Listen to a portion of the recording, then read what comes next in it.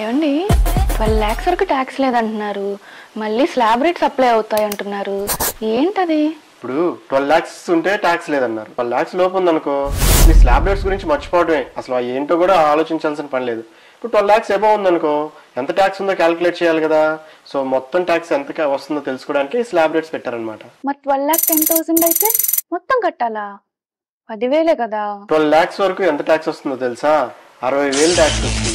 కానీ రిబేట్ లో 60,000 పోయింది. 12 lakhs 10,000 అన్నావు కదా, మనకి దాని మీద ట్యాక్స్ క్యాలిక్యులేట్ చేస్తే 61,500 కట్టాలి. కానీ మార్జినల్ రిలీఫ్ అనేది పెట్టి తీసుకొచ్చింది డిపార్ట్మెంట్. మార్జినల్ రిలీఫ్ అంటే 12 లక్షల మీద పెరిగింది 10,000 కదా, సో ఎక్స్ట్రా ఎంత పెరిగిందో ఆ 10,000 ట్యాక్స్ కట్టమని చెప్పారు.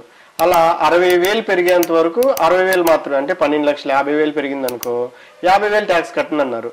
12,60,000 ఉందనుకో 60,000 వరకు ట్యాక్స్ కట్టమన్నారు.